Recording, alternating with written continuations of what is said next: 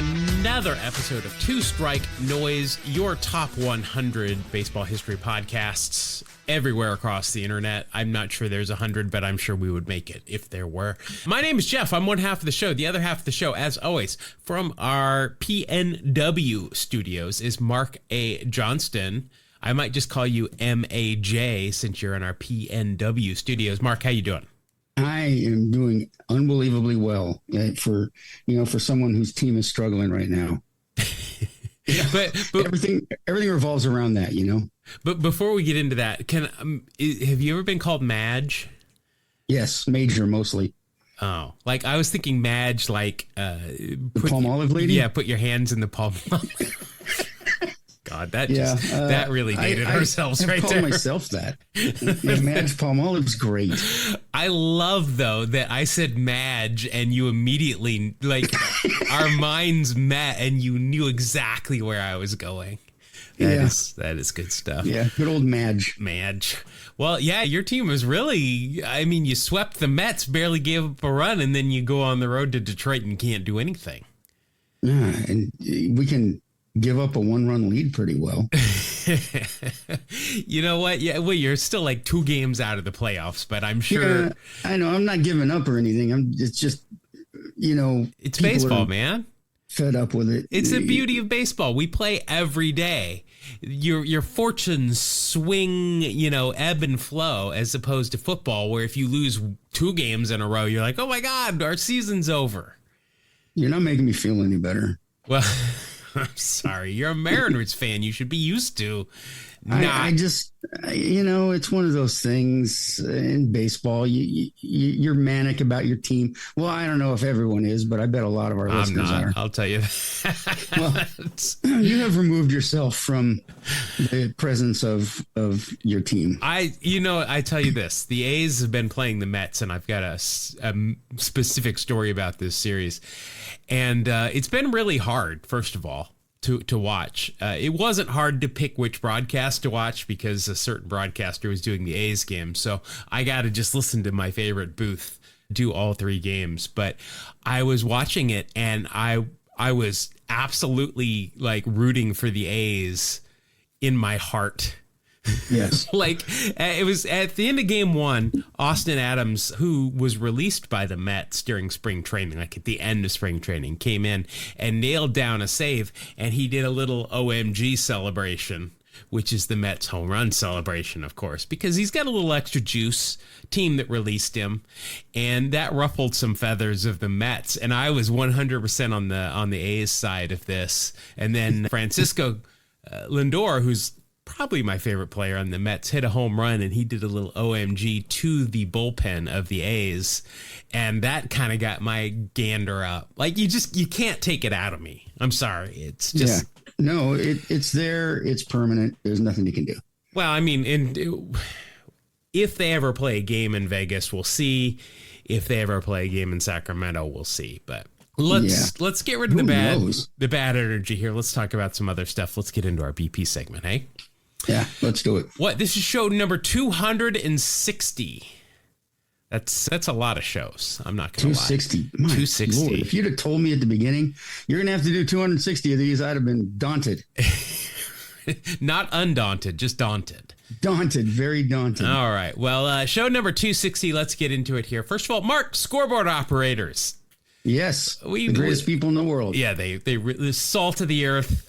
Best people we know.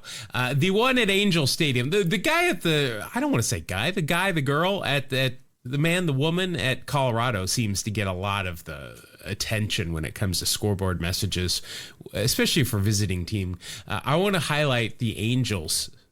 I don't know if they're Daktronics, Chiron, Ross. We're getting in the weeds now. You're learning names of companies you might not have heard before. But the Blue Jays were in town, and this is when Vladimir Guerrero Jr. came up to bat. This is the fact.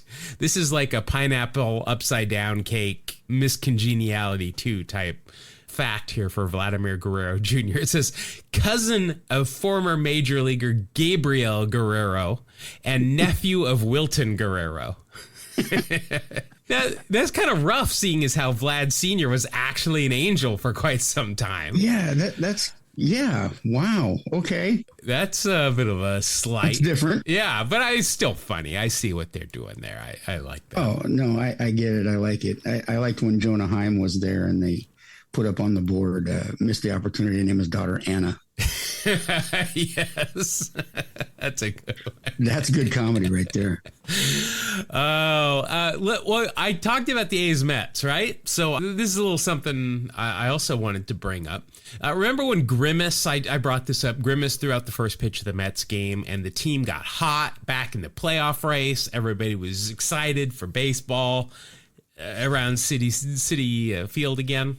Yes. Well, that was when Bartolo Colon wore the purple jacket, right? No, it was Bartolo was at a game recently, but no, they did not mistake Bartolo and Grimace. Okay. I see what you're doing there. That's a good, I got that. So this week, the Haktua girl threw out the first pitch at Citi Field. I saw that. In fact, it was against the A's. Well, later that game, the Mets blew a 5-0 lead to the powerhouse A's, who, by the way, are 15-9 since the break. Wow. I think there's only one, maybe two teams that have had a better record since the All-Star break than Oakland. Wow. This game, though, it took 3 hours and 45 minutes. I couldn't believe it. This was a day game, and it was a long game. This is the longest 9-inning game time-wise in the pitch clock era. And I can say I watched it. So I get a shirt made with that. I was at Buffalo Wild Wings. I watched most of it. It was an entertaining game, especially when Very entertaining. They came back. And then Mason Miller got a 6-out save, which he had never done before. But yeah, it was cool. Also, remember when the Blue Jays had what seemed like every second-generation player in the game on their team? Yes. They had Vlad Jr., we already talked about that. They had Bo Bichette, Kevin Biggio. Well, Kevin Biggio, they DFA'd him. I think is he on the Angels now or somewhere? I don't remember where he is, but he's somewhere. Someone picked him up. But now they have Billy Wagner's son, Will Wagner, on the team. So they replaced Biggio with Wagner. They really believe in that second generational star thing. They do, but that got me to thinking, the A's, who they're playing, also have a generational theme going on. They've got Phil Nevin's son, Tyler, and they've got Daz Cameron, who's Mike Cameron's son on the A's. Yes. And Mike, boy, I've seen Mike Cameron at like 3 different away A's games. He doesn't come to Oakland, but he seems to travel elsewhere. So good for Mike Cameron and Daz Cameron. I enjoy Daz. Well, Mark, you know what they say. It's not really a two-strike noise BP segment without a Seinfeld portion. Right? Of course not. Well, the Brooklyn Cyclones, we've discussed the Brooklyn Cyclones before. They have Seinfeld night every year. This year, during one of the inning breaks, they had an Elaine dance-off. Nice. Which, if you've watched Seinfeld, very unique dance style for Elaine Venice. And boy, one of these contestants killed it, may I say. A couple of comments here, though, in the thread of the video. One of them said she should be wearing an Orioles hat. Nice. Yes. It's a deep cut. I will say, though, that all 3 of them did better than Reagan, the Australian breakdancer. Yeah, from the Olympics. That was a performance right there. Yeah, it was. Okay, well, Mark, you know what they say. It's not really a two-strike noise BP segment if there isn't 2 Seinfeld mentions. At least. At least. So I found audio this is from an SNY broadcast from, I think, 2 years ago. So I'm going to play this for you. You're going to have to listen over Gary, Keith, and Ron cackling about this. But it's well worth a cackle because I need this in my life. Some audio from there's a product called the Keith Hernandez Nice Game Pretty Boy Alarm Clock. And I absolutely need this. This is when your alarm goes off, this is what happens.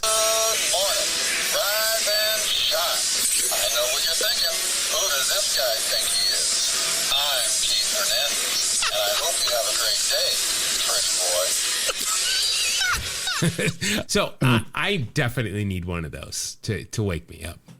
Yeah, that's a nice way to get up and have a little humor in them. Yeah, right. I mean, as long as you're okay with being awoken by Keith Hernandez's voice.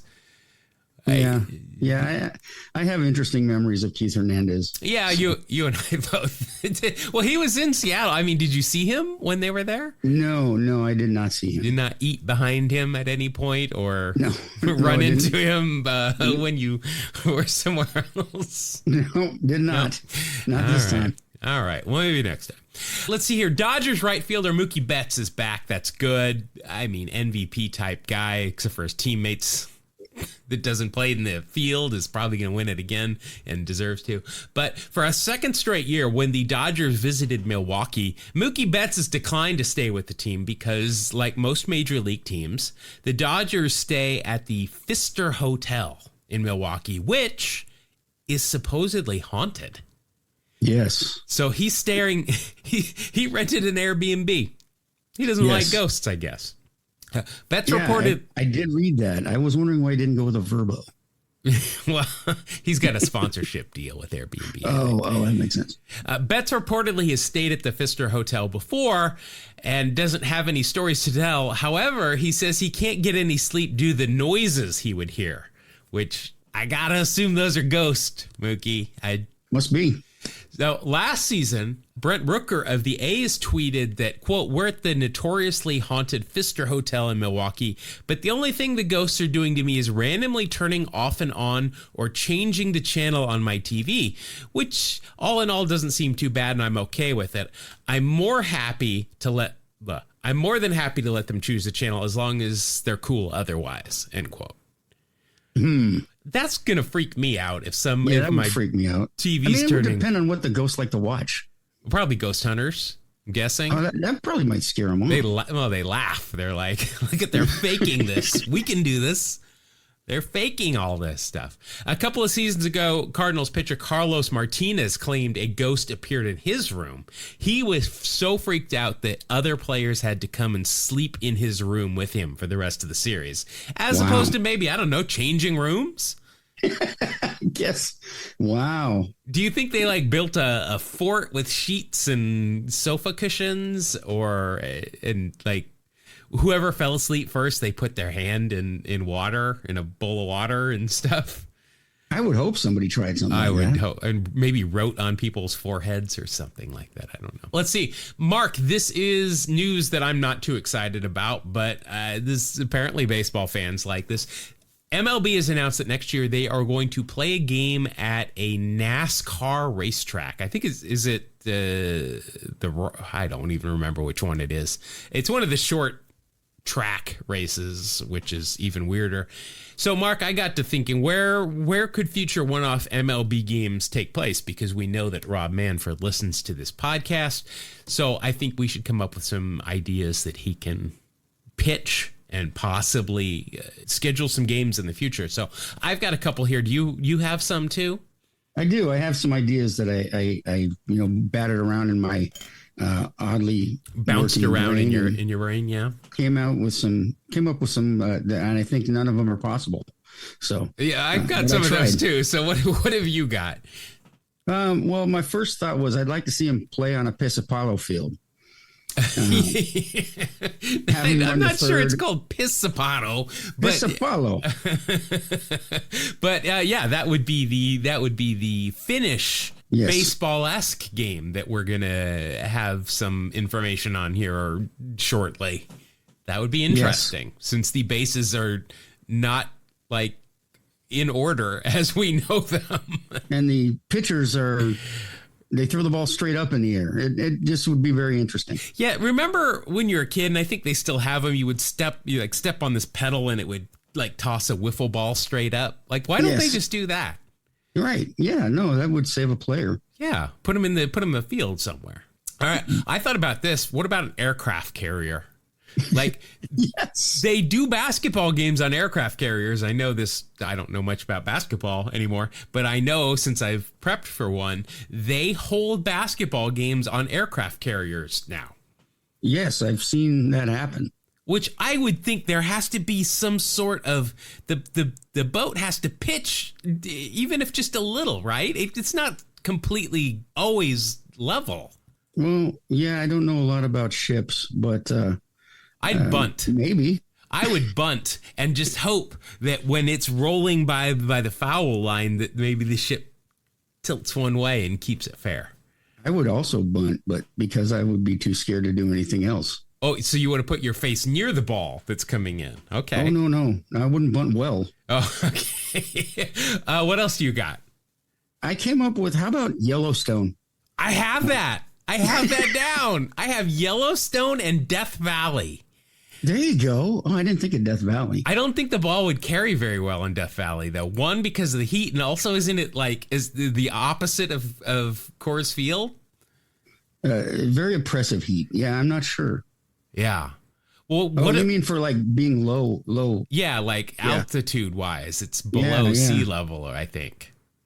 Right. Yeah, well, at Yellowstone, I figured instead of 90-foot bases, they could do 900-foot bases. And when somebody hits a home run, Old Faithful goes off. It's like built-in. Oh my gosh, that's perfect. Yeah, I think this is a good idea. I thought about this. I know it's too small because I visited it. The field where they filmed The Sandlot. Yeah, there you go. And it is literally just wedged in between houses and their backyards in Salt Lake City. Very nice. Yeah, no, that would be all right. Yeah, I would watch that. Yeah. What else do you have? Do you have some more? Well, I was thinking like in Alaska, on one of the frozen lakes up there during the Idiot Rod or Iditarod or whatever it's called. The Idiot Run. Yes, that's what they call it. Yes. The Idiot Rod. And, they could do something in conjunction with those. But that's during the winter. Dogs running all over the field. Why not do, they have the annual midnight game in the summer. Yeah. Why not do a major league game at that time too? There you go. Oh, see, there's plenty of ideas. How about a golf course like the Masters? They could run it in conjunction with the Masters.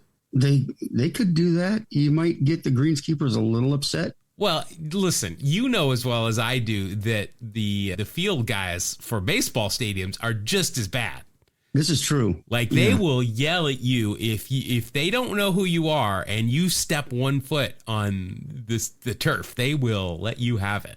Yeah, no, there was a very dangerous guy at Cheney Stadium who was very protective of the grass. He could stand on it, but you couldn't touch it. Yeah, you have to be in uniform or he has to know you. In Atlanta, that was definitely the case. Fortunately, I bribed him with some things that I didn't need at work anymore, and then I would go around and take pictures of all my favorite players during BP, which was fun. How about Old Tiger Stadium? Sure. So they've torn it down, but they've left the field there as like I think they play high school games and stuff there. Why not play a game at Old Tiger Stadium? Sure. Yeah. No, there's enough there to put a game together. I also put down Montreal and the Astrodome. Oh, yeah. The dome's still there. The dome is there. I think it's essentially condemned. There's no way. I don't know what they do with it anymore. Yeah. I don't think they even let people inside it. So I don't think that'll work. But anything else from you? Yeah. I was thinking maybe the Everglades. A little mushy, but it could be fun trying to find the ball. Not a lot of stolen bases, too. It's kind of like when they water down the infield a lot when there's somebody fast on the other team. Kind of like that, except with alligators. Yeah. Yeah, which would also provide some fun. How about Anwar, the Arctic National Wildlife Reserve? Yeah, you could play there. There's plenty of space. The ball would just travel and keep going. Again, I think it's a little chilly. I'm not going to lie. Bounce it off a caribou or something. And then I came up with a couple that probably won't get done, but they remind me of good times. My parents' cul-de-sac. There was a lot of really good ball games that went on out there. Yep. That's a great one. And then the South End Boys Club, which is in Tacoma, which is where I played. And it's a little bit of a short fence, but it would be a fun game because it would be like 200 to 197. What's a short fence? Like 150 feet? Yeah, I'm not sure what it measures, but 92 feet. It was unapproachable when I was a kid. I go out there now and I'm like, oh, it doesn't look as big. So, I think it could be quite a slugfest if they played at SEBC. Well, what about, I got two more here. First of all, what about the LA Coliseum? They used to play games there. Sure. Yeah. And the Olympics are coming back. I think baseball is going to be a sport again in the next Summer Olympics in LA. So why not play there? Absolutely. That's a good one. And then my final one for next year or any year after that, why not play one in Oakland? Yes, like the old days. Yeah, it's like the olden days. That was low. I'm not that kneecapped myself there. I'm not going to lie. Let's see, Mark, this show is set to debut on August 16th. There is really only one debut that's really really worth mentioning, I guess. And that is in 1989. Larry Walker made his debut today. Larry was pretty good. First Canadian to win MVP in 1997. Also the first Rocky to be inducted into the Hall of Fame in 2020.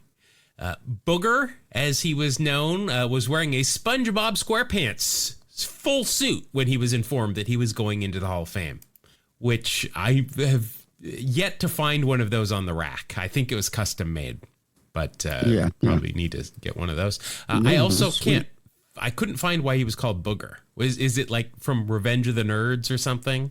That's what my first thought was. Yeah, I'm not sure why he got, or maybe just picked his nose loud. I don't know. Very superstitious. We've talked about this before on our superstitious episode, whenever that was. He's very superstitious about the number 3. He wore number 33. He was married on November 3rd at 3:33, which kind of, November 3rd? Come on, Larry. March 3rd, hello.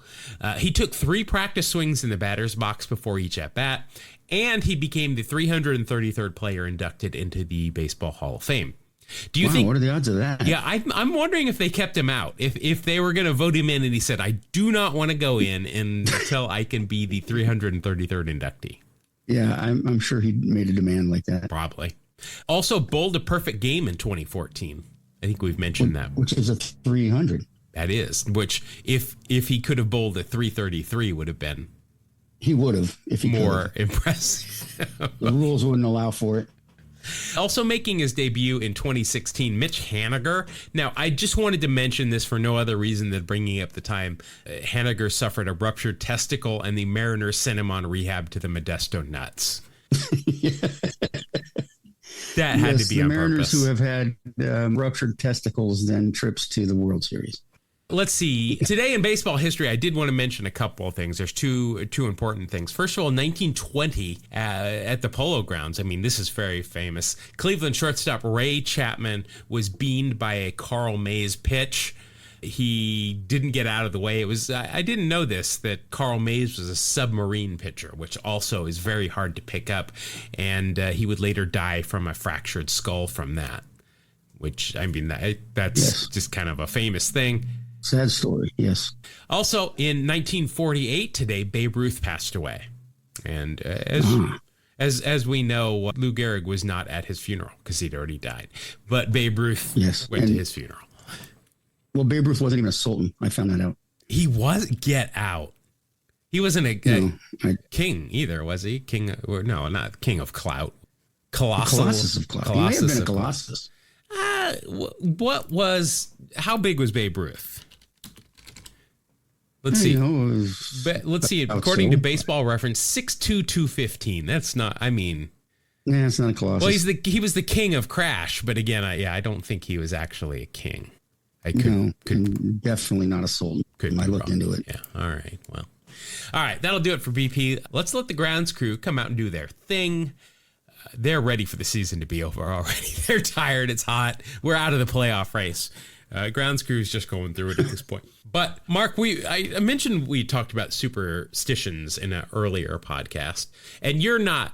Are you superstitious? Are you stitious? Or are you just not stitious at all? I'm a little bit stitious, I would say. A little bit stitious. I'm not super duper stitious, but there are certain things I would rather have. You're minimally stitious. I got it.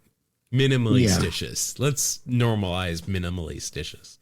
Well, Mark, I know also that you like a good Derek Jeter story, right? If there's one thing I know about you. Of course. It's Jeets all the time. So in 2004, Derek Jeter was in a 0 for 32 skid. Not hitting. What? That's probably that's a week's worth of ABs without getting a hit at least. Well, we've referenced before that Jason Giambi, who was his teammate at that point, had a gold thong that he would wear under his jersey to break out of a slump. Even if you're Derek Jeter, an 0 for 23, an 0 for 32 slump requires some desperate measures to break that.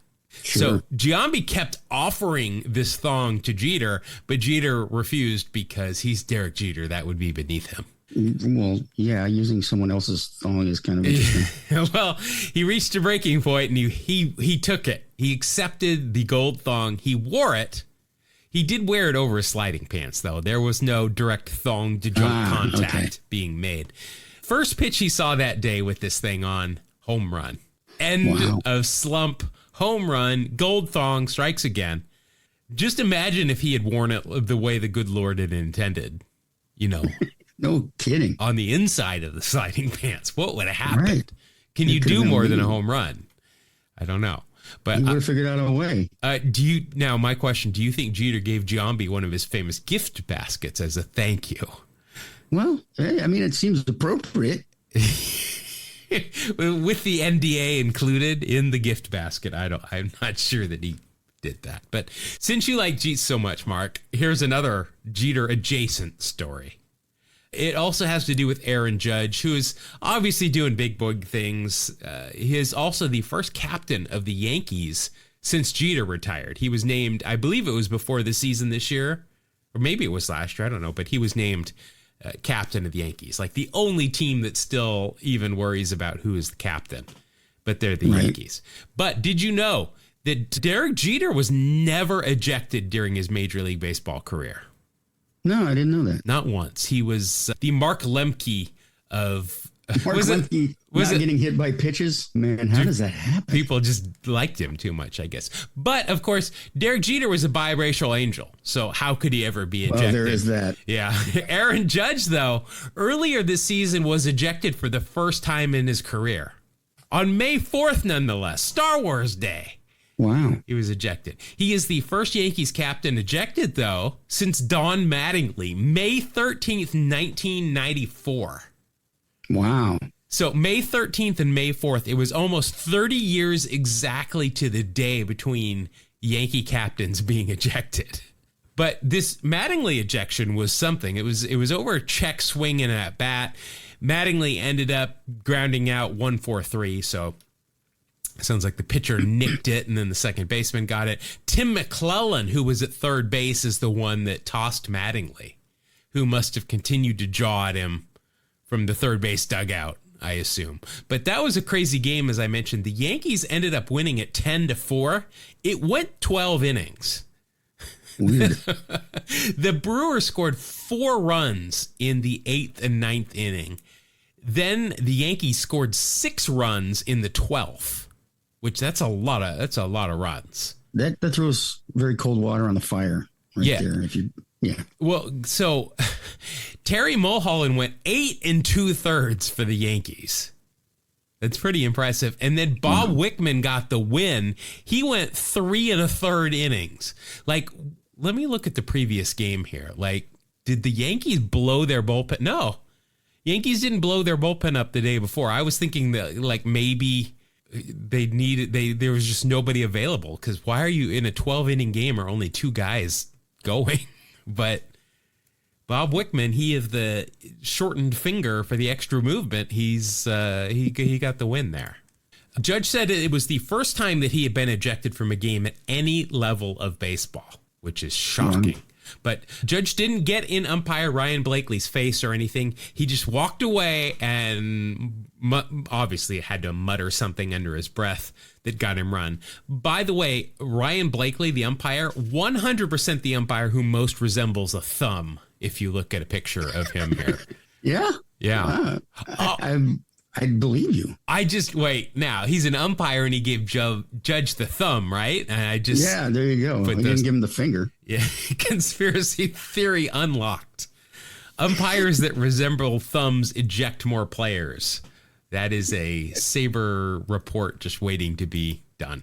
So back to the Jeter adjacent story in Slump Busters. We're not going to address the Mark Grace method of breaking out of a slump. If you want to hear how he got out of slumps, feel free to Google that, but you're not gonna hear it from us. By the way, Mark was good friends with, shall we say, a member of the Atlanta front office while I was there, and she was definitely not breaking any slumps. If you know how Mark Grace broke slumps, like completely opposite of that. Shout out to her. Yeah. Okay. But breaking a batting slump, players have done things. They've made funeral pyres with their bats and lit them on fire. Hoping to scare other bats is what one guy said. He wanted to put the fear of God in the other bats, that this is your fate if you don't hit. It's bat purgatory. Yeah. So, baseball players are weird. We've talked about this. Doesn't really happen in other sports, right? Because I mean, hockey is the only other sport where you have a piece of equipment, in that case, your hockey stick, that is expressly yours. It's made, shaped, tinkered with to be exactly how you want it to be, because you're the only one that's going to use it. But hockey twigs are also a lot easier to break than baseball bats, though. They'll just break those a lot more. So threatening the bats, I think, is a much better method. But not so much a slump buster, but a good luck charm. Let's talk about Joe Boo from Major League for a second. Sure. The 2017 World Baseball Classic. So let's go back in time a little bit here. Some other teams, other than the fictional Cleveland team from that movie, have made use of Joe Boo. 2017, Team Israel, Cody Decker was an outfielder for them. And he made a comparison between Joe Boo, and they had a mascot, the Mensch on a Bench. Which, isn't there something, is that like there's Elf on the Shelf? Don't Jewish people have something similar to that for Hanukkah? They may have the Mensch on a Bench. Yeah. Is it just Mensch on a Bench? Well, it was in this case, it was a 5-foot tall stuffed toy that looked a bit like a rabbi that sat on the bench during the World Baseball Classic. Nice. And Cody Decker said, quote, "He's a mascot, he's a friend, he's a teammate. He's a borderline deity to our team. He brings a lot to the table. Every team needs their Joe Boo. He was ours. He had his own locker, and we even give him offerings like gefilte fish," which I always have to stop before I say that because it looks weird. By the way, Corey Decker didn't say that. That was me. That was me saying that. But Corey went on to say he's everywhere and nowhere all at once. His actual location is irrelevant because he exists in a higher metaphysical plane. He's always near. Wow. Those are a lot of words. Like the Marvel Universe or something. Yeah, those are a lot of words that baseball players usually don't put together because they don't know. Like metaphysical and irrelevant. Yeah. That's very, very knowledgeable. So last year, LSU kept a Joe Boo in their bat rack. And hey, they won the College World Series last year. So must be working. By the end of the season, though, he was essentially held together by duct tape and super glue. Maybe a little bit of pine tar. But like I said, they won. So rum must not be the only thing that works for Joe Boo in terms of luck. It's very bad to drink more Joe Boo's rum. I mean, okay. It's very bad. They also had Paul Skeens and Dylan Cruz. But yeah, Joe Boo was there. So yeah, you know who used to carry a Joe Boo in his back pocket? Louis Polonia. I didn't like that thing because doing his uniforms and stuff like that, because he'd leave it in his back pocket and I didn't even like to touch it. And looking at it now, it's like Polonia was carrying a doll around. Like for real. He had like, was it soft? Because Joe Boo is not soft. Yeah, it was soft. Like a Beanie Baby Joe Boo? Well, yeah, stuffed Joe Boo kind of thing. And he would just he would pull his pants off after the game, throw them in the laundry bin and just leave them in there? Well, he didn't always, but he did a couple times. He forgot about him. He probably had a date. He had to get out of there quick. I was not about to wash Joe Boo. And this was Luis Polonia. Yeah. Who we don't talk about on this show because he and Mel Hall, two members of that crew that we don't talk about. Right. Joe Boo didn't help Luis so much, did he? Yeah. Unless it was helping him. Never mind. Yeah. I'm not going there. It was a doll. It was cute. And, he believed in it. All right. So that was just, this kind of I just wanted to shoehorn those Jeter stories in there because I know you like Derek Jeter so much, but also kind of talk about some slump busting methods. Very interesting. People. All right, Mark, grounds crew is gone home already because the game's over and they're just going to they're not even worried about raking the field or tapping down the pitcher's mound after the game anymore. So let's just get right into the final segment of the show. It is time for Wax Packs Heroes. Wax Pack Hero! Gotta pull a Wax Pack Hero! Stars in his eyes. On a podcast tonight. All right. If we look at the scoreboard, which is still on, the scoreboard people are still here because it's not a jumbotron, by the way. No, it's not a jumbotron. Excuse me. I keep hearing that thrown around in the news. It's driving me nuts. Yeah, I know. It's we gotta stop that. But it is 7-5. I am up by 2. We play first to 20. You won last week, which broke my streak, but we're going to play again this week. We've got some more packs from some of our listeners, which we really appreciate. If you are new here, what we are going to do is we are going to take a couple of old packs of baseball cards. I believe this episode, Mark, you said they are 92 Fleers? These are 92 Leaf. Leaf. Oh, we're going north of the border then. From Marshall. From Marshall, longtime listener Marshall. We've even met him on several occasions at different ballparks. We've had these for quite a while. He sent these a long time ago. Oh boy! But they've been sitting in the two-strike noise bin, the inbox, for gaining value. Every week they gain value. So what we're going to do is we're going to open up these packs. We're going to play like the card game War, where we each get a card and we face off against each other with these cards. And what we're going to do is we're going to take the baseball reference war from the year of the cards, in this case 1992. Whoever has the highest war wins that round. First to 5 wins that game. Couple of things that can add or subtract to that war total, though. Any what we call 80s baseball aesthetics, that means things like real stirrups and sanitaries, flip down sunglasses, eye black, mustaches. Those are all worth an extra 1/10 of a point, unless it's a really good mustache. Then we can give an extra bonus 1/10 of a point if it's like a Wade Boggs, Raleigh Fingers type thing. 2-and-1s, though, we don't like those. That's a minus 1/10 of a point.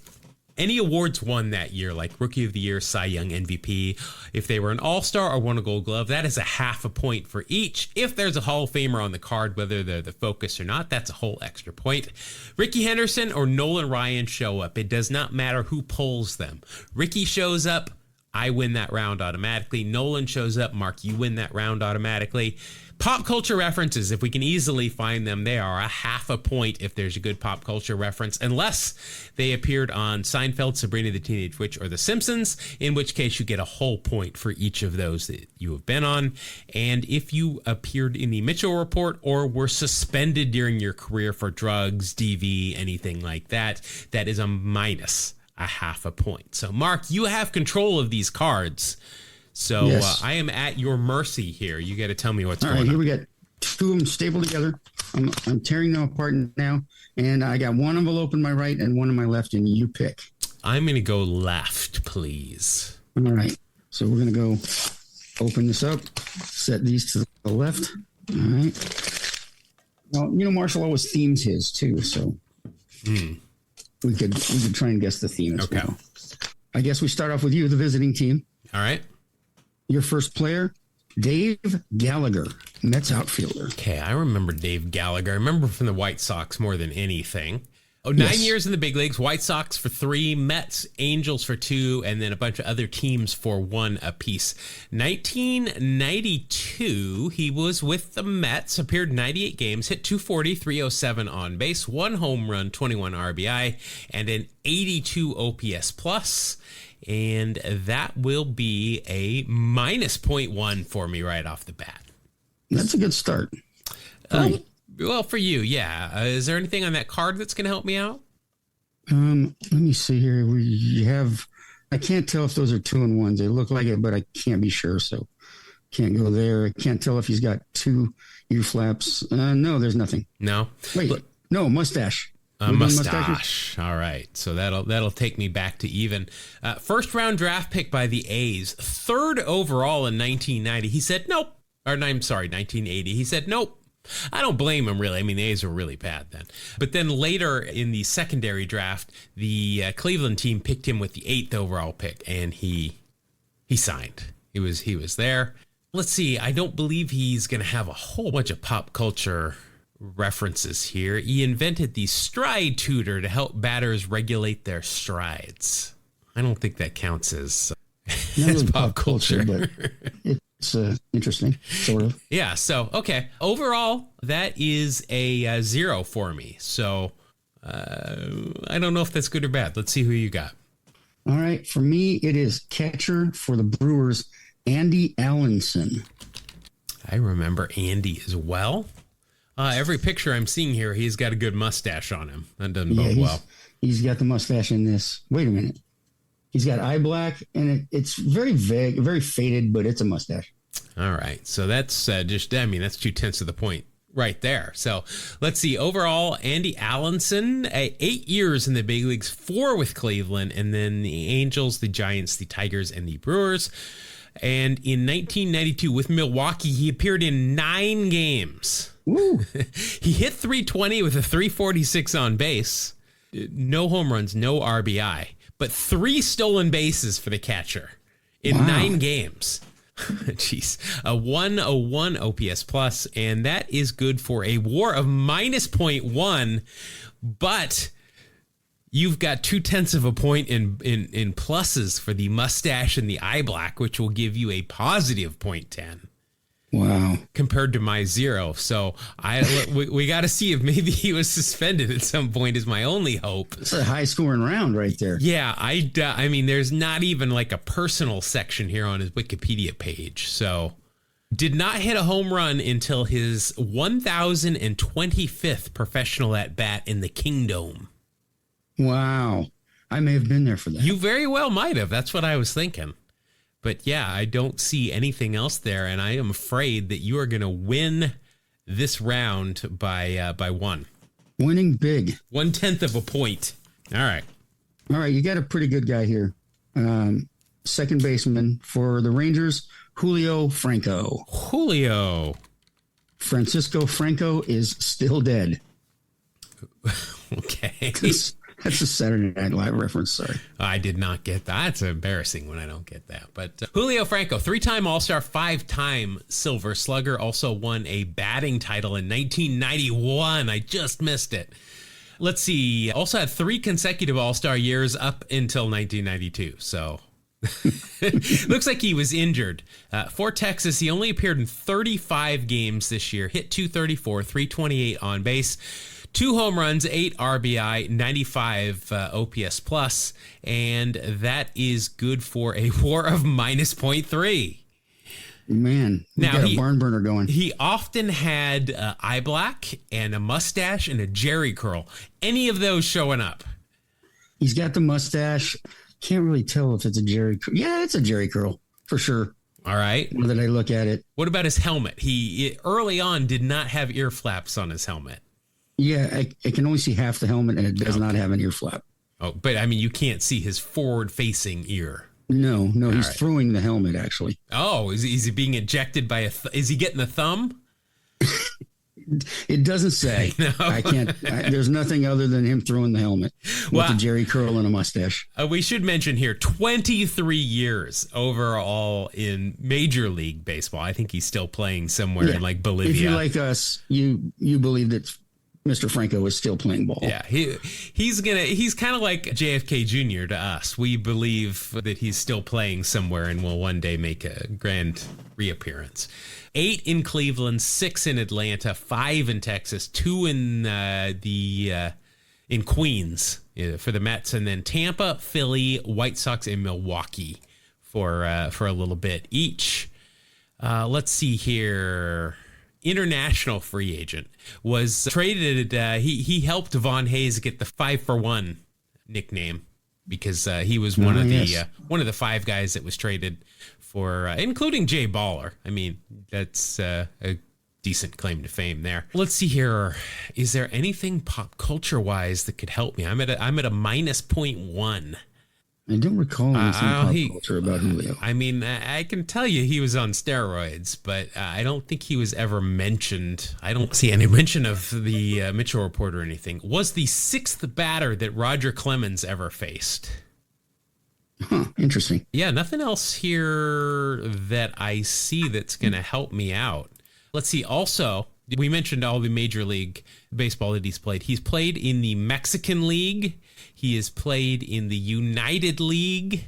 He has played in the KBO. He has played in the NPB a couple of times. I mean, this guy, as far as Baseball Reference is concerned, he has played 3,688 total games in leagues that Baseball Reference recognizes. But, all right, that's a minus 0.1 for me. What do you got? I got catcher at this point for the Yankees, Matt Noakes. Oh, are all of yours catchers? They may be. Yeah, I don't know. Let's see. Matt Noakes, I always think of him as a Tiger. I do not think of him as a San Francisco Giant, who he came up with in 1985 and appeared in 19 games with. But there he is. All-Star once, Silver Slugger once. Neither of those were in 1992. 92, he was with the Yankees. Primary catcher, 121 games, 224 average, 293 on base, 22 home runs, 59 RBI, a 100 exactly OPS plus, and a WAR of .3. Yes. So, what's on the card? What do you see? He's in full catcher's gear, and you can't really even see his face. And with the gear on, you can't see if he's got stirrups or not. So there's really nothing that's going to help me here. All right. Let's see. He was traded at one point by the Giants after that one season for Senor Smoke, Juan Berenguer, and Bob Melvin. A whole battery there they traded for. Yeah, I guess so. Wow.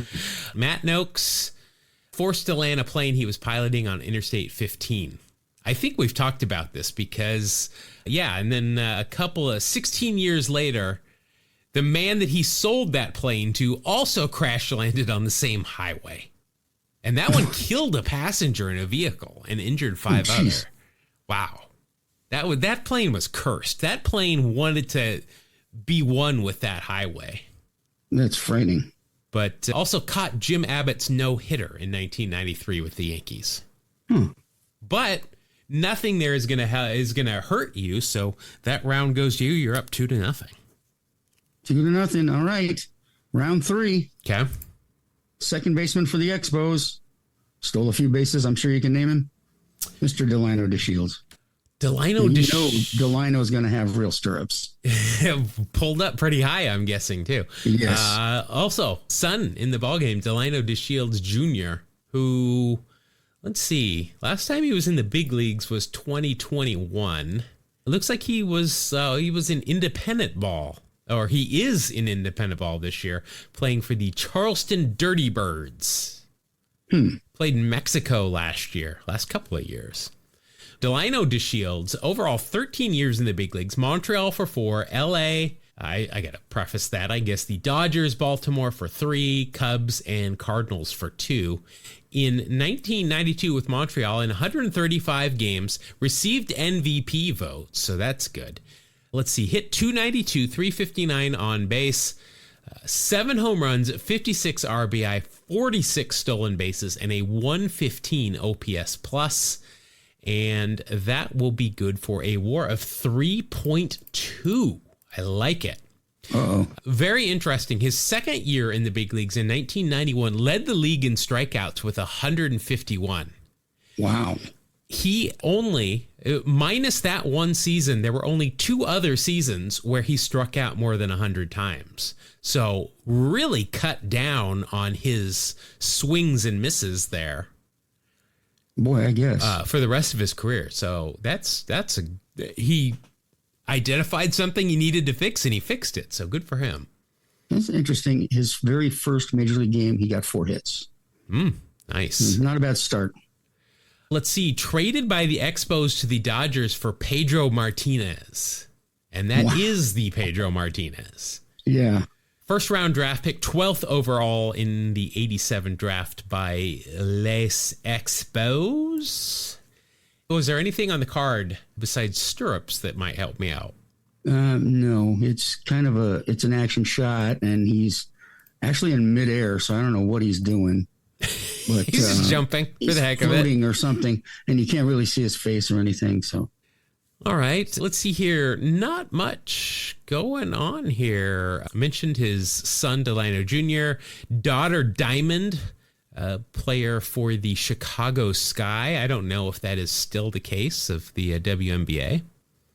But, yeah, nothing else there. I'll take a 3.3. That's a lot better than my other cards. Yeah, I think you're going to get me here. All right. Braves catcher, Greg Olson. Not pitcher Greg Olson, but catcher. Yeah, the catcher, Greg Olson. All right, catcher Greg Olson, overall 5 years in the big leagues. He was an all-star in 1990. 1992, though, by the way, 4 years with Atlanta, and then his rookie year, he appeared in 3 games for Minnesota. 1992, 95 games for Atlanta, hit 238, 316 on base, 3 home runs, 27 RBI, a 78 OPS plus, and that is still a WAR of 1.0. He's a catcher. Yeah, my highest scorer. 1.0. Anything else on that card going to help you out? No, man, he's clean shaven in full catcher's gear, so you can't tell. No, nothing. Nothing, no pop culture references. Was having a career year in 92, but then had a collision with Ken Caminiti and broke his right leg. Ouch. Ooh. I imagine if you run into Ken Caminiti, you're going to break something. Yeah, you don't want to run into that guy. Yeah, I mean, he was a wall. He was released after coming back because Atlanta had somebody named Javi Lopez that they were he was pretty good. excited about. Yeah, he did okay. All right, so that's a win for me, 2-1. Now let's see if we can figure out these themes here really quick. So, yeah, yours are all catchers, right? So far. Yeah, I'm feeling pretty good with that. Mine, let's see, I've had Julio, Franco, Delano, DeShields, and who was my other guy? Oh, Dave Gallagher. Dave Gallagher. That Dave Gallagher is throwing me off. I don't know. I don't know. We'll keep going. Andy Allenson. Yeah, I don't know. All right. My next guy. Your next guy, Yankee second baseman, Pat Kelly.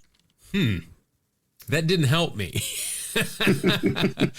Pat Kelly, 9 years in the big league, 7 with the Yankees, and then St. Louis and Toronto for a season apiece.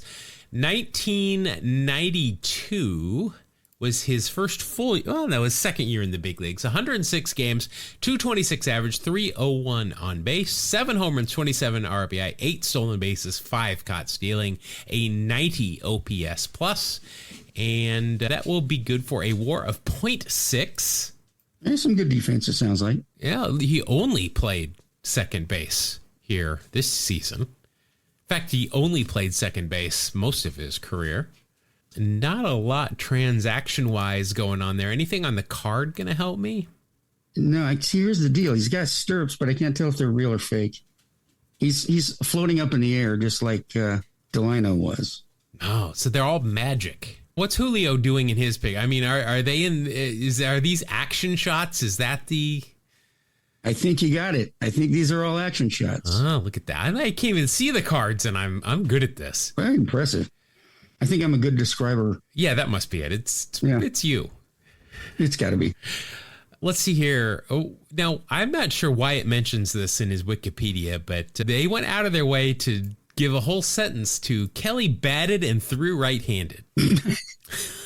How rare. Like, there's a little bio, in a box that says batted and threw, but they felt like they needed to dedicate a whole sentence to that just to make this Wikipedia a little bit longer. But nothing here is going to help me out. Did some managing for the Australian national team and was a general manager in the ABL at one point. So that'll be a 0.6 for me. That's not bad. Who's your player? Catcher for the Mets, Mackey Sasser. Oh, you get points for not being able to return it to the. Yes, there's points for the yips. Well, maybe you get. They patterned a character in Major League two after him, didn't they? I think so, yeah. Mackey Sasser, a.k.a. the Hacker. But another catcher, I think we've got yours down, your theme. 9 years in the big leagues, 5 with the Mets, 2 with the Bucks, and 2 with the Mariners, 1 with the Giants. 1992 with the Mets, 92 games, hit 241, 248 on base, 2 home runs, 18 RBI, a 63 OPS plus, and that is a minus 0.9. Wow. Jeez. He had a minus 1.5 the next year with the Mariners, which that one doesn't surprise me as much. You whooped me with Pat Kelly. Well, it took Mackey Sasser to do it. Yes. Masser. Nothing else. Again, he's got catcher's gear on. Well, clean shaven. It's because they're all catchers. That works to my advantage. They're all action shots too. All home plate. Wow. Oh, so they're all in catcher's gear. That might be an additional part of that. Well, nothing else here is going to help you out. We talked about not being able to throw back to the pitcher. Didn't he roll it to the mound a couple of times and the umpire said, "You do that again, I'm going to toss you"? I don't remember. I just remember it was very strange. It was the first time I'd ever heard of something like that. And I think one time he tried to hand it to the umpire to have him throw it back. Wow. Can't do it. Can't throw it. And I feel sorry for that. I understand. All right, so it's 2-2. Who's my next player? Third baseman at this point for the Royals, Greg Jefferies. Oh, nice. Is this an action shot? It is an action shot. All right, I think we've got this.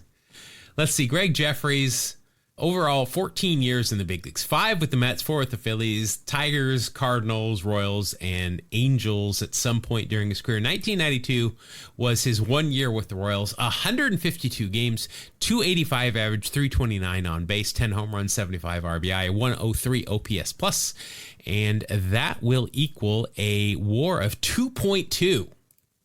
Wow. Nice. I mean, it's Greg Jefferies. You gotta expect that. Anything on that card gonna help me out? You got flip downs. It's nice. He had that a lot. He was a big proponent of the flip downs. Yeah, and I can't tell with the stirrups. He's clean shaven. All right. So yeah, you're good with the flip downs. All right.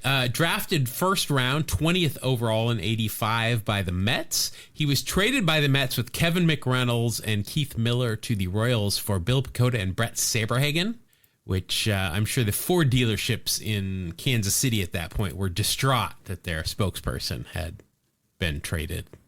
Yeah. Let's see here. Big forearms. We know that because I used to swing a bat in a pool growing up to get those Paul Bunyan-esque like forearms that I was always jealous of. Yes. Oh, raised in Pleasanton, California. Nice. In 2020, he told the St. Louis Dispatch that he was, quote, absolutely not, end quote, content with what he accomplished in his career. Okay. So, all right. Anyway, that. That's a 2.3 for me. And your next catcher is Scott Servais for the Astros. Yes, the manager for your Seattle Mariners. Yeah, let's see here. Scott Servais. I always forget how to spell his last name because there is another Scott Servais. Yes, his is S-E-R-V. Servais. And he was French. V-A-I-S. Servais. Let's see. Servais, I think is how it's pronounced. Servais, yeah. Let's see. 11 years in the big leagues, 6 in Houston, 4 with the Cubs, 2 with the Giants, 1 with the Rockies.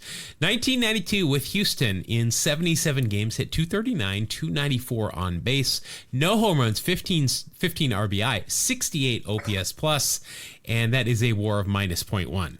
Nice. Lucky me. Anything on the card going to help him out? Absolutely not. No. Well, he was traded by the Astros with Luis Gonzalez to the Cubs for Rick Wilkins. Another catcher that might show up later in this pack. I'm not sure. Yeah, it's possible. Definitely. That's another easy win for me. Now I've jumped ahead 3-2. Yeah, this is you picked the right pack. I'm telling you. Here's another good ball player. All right. For your Oakland Athletics, center fielder Dave Henderson. Is he? I'm just going to describe a card. And I'm just wondering if this is it. I'm gonna say he's in center field, and he is maybe running or catching a ball, not squared up, maybe kind of looking over his shoulder? No, he's sliding on the ground, catching looks like a fly ball that was low. Every picture I see of Hendu is like the same picture if he's got a glove on. But let's see. Hendu, by the way, his widow went to Washington State. I should just mention that. Go Cougs. Okay. 14 years in the big leagues, 6 with Seattle, 6 with Oakland, 2 with Boston, 1 with the Royals, 1 with the Giants. 1992 with Oakland. This is just following his only All-Star year in 91 with the A's. 92 looks like he was hurt, only appeared in 20 games, hit 143, 169 on base. No home run, 2 RBI, a -5 OPS plus. Whoops. And that will be a WAR of -0.8.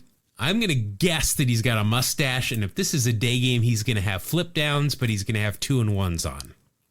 Absolutely correct on all. All right, so that'll be a positive 1/10 of a point. So that'll only be a -0.7 for me. Let's see. Hendu was a first-round draft pick by the Mariners, 26th overall in 1977. Is there anything else on that card that's going to help me out? No, nothing. No. I don't know that there is going to be any pop culture references. Yeah, nothing there. Of course, unfortunately, Hendu passed away in 2015. Just a joyous person. I do remember you told me, though, that you overheard him one time say that he was the best Henderson that the A's had. Yes. I don't know if he was serious, but... Yeah, I'm going to guess he was. I'm going to give him the benefit of the doubt and say that he wasn't being serious because I love Hendu. And, yeah. All right. So I am at a -0.7. Can you beat that? Can I beat it with Toronto Blue Jays legend, Greg Myers? Oh, I was going to say Pat Borders. Yes, Pat Borders is the legend catcher. He's still a hero there. Let's see. Greg Myers, overall 18 years in the big leagues, and he is a perennial number 2 catcher, but 18 years, you can't argue with that. Nope. 8 with Toronto, 4 with California, 2 with the Twins and Dads in Atlanta and Baltimore and Oakland. So he stayed for about 2 years wherever he went. Let's see. In 1992, he split time between Toronto and California. Overall, only 30 games he appeared in, though. 231 average, 271 on base, 1 home run, 13 RBI, a 73 OPS plus. And that is good for a WAR of -0.1. Which is still better than a -0.7. Yes. And he's got a mustache. So that's going to help you more. Anything else besides the mustachioed Greg Myers that's going to help you there? No, just the mustache. All right. Suffered an injury when he slid into second base against the Twins at the Metrodome in 2004. Out for the year and then decided to retire after that. Myers was Nolan Ryan's 5,714th strikeout victim, his last. Very last one. Wow. There you go. Well, that's good for you. That'll tie us up at 3 apiece with that. We're getting deep into the pack here. Yep. One's my next guy. You have another guy who's up in the air flying. Angels second baseman Bobby Rose. Bob Rose. Now, is this like Pete's son? I don't think I don't believe so. No. I think that was Pete Jr. Yeah, Bobby Rose, overall 4 years in the big leagues, all of it with the California Angels at that point. Let's see, in 1992, this was his final year in the big leagues. He appeared in 30 games, played first and second, hit 214, 295 on base, 2 home runs, 10 RBI, and a 79 OPS plus. That is a WAR of a positive 0.3, though. Oh. Anything on the card going to help me out? He's got the 2-1s, man. I hate to tell you. Gosh, darn you, Bobby. Wait, but he's got sunglasses. Oh, nice. All right. There you go. So that evens out. That's it. No mustache or anything. All right. Bobby Rose also played in Japan. Wow, he played in Japan for 8 seasons with the Yokohama Bay Stars. Appeared in 1,039 games with a 325 average, 402 on base average, 167 home runs, 808 RBI. Wow. Jeez, that is impressive. He had a great career in Japan. I guess. Good for you, Bobby Rose, not Pete Rose's son. Let's see. Did he do any like Japanese energy drink commercials or anything? I don't see anything. Sake commercials. Yeah, no, nothing there. But wow, had a great career. Had hit for 3 cycles, the most in NPB history. Wow. Bobby Rose, ladies and gentlemen. Wow. This is very interesting. Won a Gold Glove at second base there. And voted by fans as the best second baseman in the team's history. I don't doubt it. Wow, good for you, Bobby Rose. All right, which catcher am I going up against? Up against is right now. In this card, he's with the Cincinnati Reds. He used to be played in Tacoma for a while. Troy Afenir. Oh, I like Troy Afenir. He was one of those A's guys that I liked that, didn't play a lot, but let's see, 4 years in the big leagues, 2 with Oakland, 1 with Cincinnati, 1 with Houston. He came up with Houston.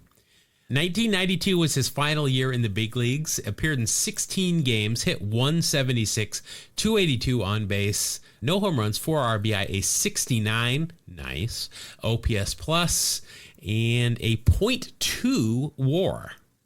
So if there is anything there that's going to help you out, we're going to be tied maybe. Yeah, we got eye black.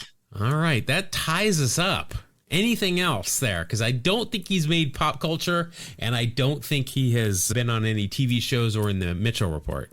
No, I'm trying to find something desperately. There is nothing else that could help. First round draft pick, 11th overall by the Astros in 83. So that means it's a tie. We are currently tied at 3 apiece. So this next card is a winner takes all.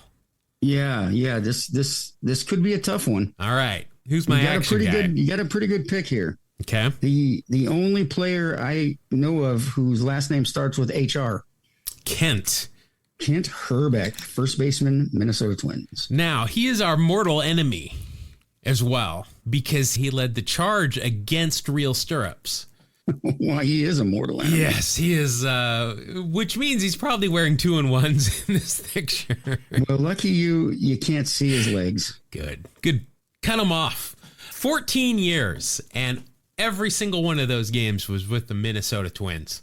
1992, let's see, he appeared in 112 games, hit 244, 357 on base, 15 home runs, 58 RBI, 5 stolen bases, and a 113 OPS plus, and that is good for a 1.7 WAR. If this is outdoors, he usually would wear eye black. Is there any Kirby eye black? Yes, you can see a little tiny bit, and there is eye black. Nice. Yeah, is anything else going to help or hurt me there? No, that's it. Now, I happen to know quite a bit about Kent right now because the 88 Tops podcast did Kent Hrbek just a little while ago. So I know that he's a Minnesota native, and I think... I know somebody asked him to run to be their lieutenant governor, and I want to say it was Jesse the Body Ventura, but I'm not positive. But 2 World Series, of course, in 87 and 91 with the Twins for Herbie. And let's see, nothing else really to highlight there. Unofficial consultant in Little Big League. The character Lou Collins was based on him and played by Timothy Busfield, and they became friends. I'm going to say that's a pop culture reference. Yeah, I think you're right. And those are worth half a point, so I will definitely take that. Does a lot of charity work, good for him. I know he's a big fishing and hunting guy. Okay, so that's a 2.3 for me in this winner takes all round. Yeah, I think you're going to get me here. All right.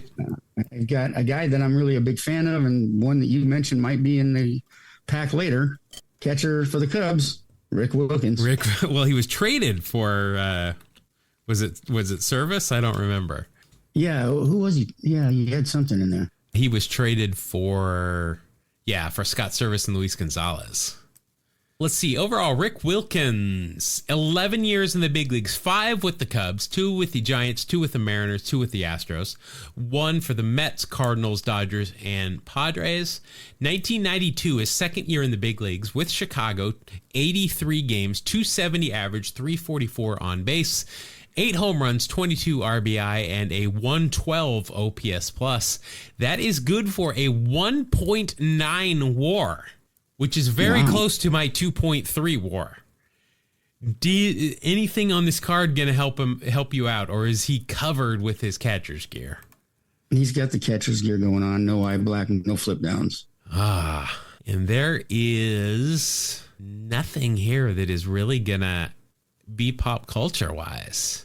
Well, that was a close one, but I take it. Yes, that was a battle. Yeah, that was. So that'll move the score up to 8-5 now. I'm in the lead still. Thank you, Marshall, again. I know I think we've got a couple more packs from you as well, but we really appreciate that. I think we got the themes, which is good. I think there was once we could not figure it out, but glad we got those. And if anybody else wants to send us some curated packs, you can make them a theme. You can just send us old packs. You can do just players that we haven't talked about. Anything like that. We'll tell you how to do that here in a minute. But that's going to wrap up the Wax Packs Heroes segment. Also going to do it for the show. Thank you again for listening. As I said, this is show number 260. If you have even listened to 2 shows, we appreciate it. But I know there's some of you that have listened to all of them. And wow, we apologize. Yes, sorry you had to go through that. But if you want more of us, you can find us on the socials. We're at 2 Strike Noise. That is at TWO Strike Noise. You can find all that down there in the show notes as well if anybody reads those. And Mark, we have got an email address as well. We do? Oh, yeah, we do. Yes, spell it out, 2strikenoise@gmail.com. Do it. Send him some email. Send us some email. Send us whatever. Send us, as long as it's, we don't want pictures of your junk or anything, but, if you're at a baseball game or whatever. Thank you for clarifying that. Send us some of that stuff. But anyway, that'll do it for show number 260. We will see you next week on the next episode of 2 Strike Noise. Thank you. God bless you. Have a great day, everyone.